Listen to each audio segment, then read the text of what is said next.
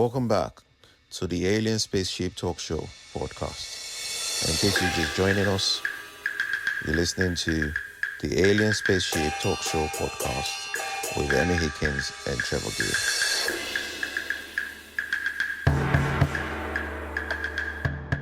Gear. Which is quite phenomenal, and a bit behind the Apollo project. Obviously, the people, certainly the first three, are very well known. Armstrong, Buzz Aldrin, and Michael Collins. Aldrin and Armstrong stood on the moon, and they will be forever etched into human history, I guess, as the first humans to stand on another celestial body, another planet in a sense. So, but behind them, they estimated about 400,000 people doing all the different bits which led up to this incredible achievement, this almost invisible network of people, again, who the Apollo people were standing on their shoulders and rightly acknowledged that fact when they did it. So human ingenuity in achieving that was quite incredible. And in fact, when you may or may not have read about it, there's a film, wasn't there, Apollo 13, which went completely wrong. When they got into, I think, beyond Earth orbit, they were flying to the moon, there was an explosion in the bit behind the command module, the big engine bit, and they could see out the window, like smoke, whatever, seeping out into the atmosphere. Well, not the atmosphere, into space, the vacuum of space. And what was seeping out was one or two of their oxygen tanks. And the ultimate situation there was they'd lost so much of their oxygen from that command module, which obviously was their life, that was their life hope, that they had to, on the ground, they had incredible people who worked out what they could do to get them back. But first of all, they decided they had to continue to the moon, which was still a couple of days away, go right round it and be slung back towards Earth.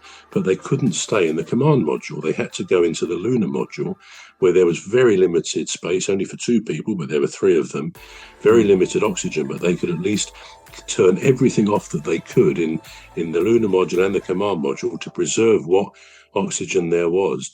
And long story short, they went round the moon, headed back, and it really looked as if they would run out of air on the way back. But the people on the ground, the boffins, the brilliant scientists, worked out all the things they could turn off in the command module. So it was in fact, it turned freezing while they were still in the lunar module. And of course, then the big danger. They eventually had to get back into the command module, hope that it would fire up again, which it did. But they then realised that the carbon dioxide was building up to a lethal amount, which would kill them. So the scientists again had to work on this. How can we make a device in that command module which will suck out the carbon dioxide and preserve their lives? But whatever they decided to make, they knew they had to have those bits and pieces up there in space to be able to do it. Well, of course, as we know now, they did do it. They made some sort of a box. They had found some tape which they had up there, and I don't know the technicalities of it, but one way or another, when the level of carbon dioxide was getting high, they turned this thing on, such as whatever they did, and they gradually saw the level of CO2 going down. It was phenomenal. It's a great film to watch, but it's an example of human ingenuity. There's probably not many better examples of that. And so everything we do, and I think life is such that we do almost inevitably, we have to take things for granted much of the time. We can't go through life in a permanent state of awe and wonder, but I think there's moments, there should be time for that as well.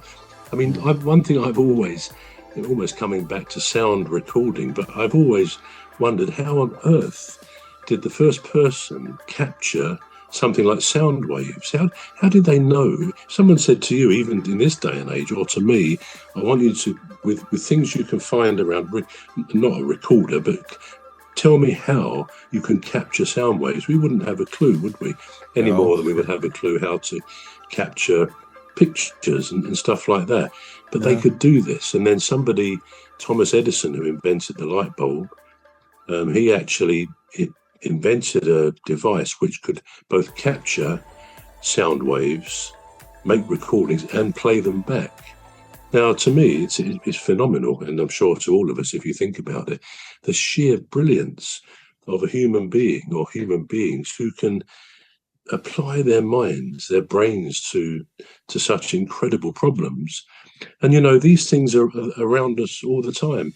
It's a song I've always liked. You don't often hear it, but it's one by a guy called Ray Stevens, Everything is Beautiful.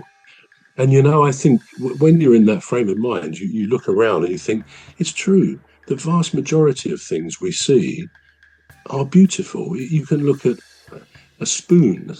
Sounds a bit of a dumb thing to say, but the beauty of a spoon, the shape, we just take these they're tools, aren't they? Tools to eat. And a set of cutlery. They're just phenomenal. But who would have thought, talking of human ingenuity... We're going to take a short break now. We're back shortly. You've been listening to the Alien Spaceship Talk Show with Trevor Gear and Emmy Hikins. The Alien Spaceship Talk Show podcast is looking for sponsors. If you're a company out there looking to spread the word about the products and services you provide, please get in touch with Deepstuff Radio Podcast on info@deepstuffrecords.com, or to use the contact form on our website to contact us. Please visit radio.deepstuffrecords.com. Also, if you're looking to get involved on the Alien Spaceship Talk Show podcast, reach out via our Deepstuff Radio Facebook page. Thank you.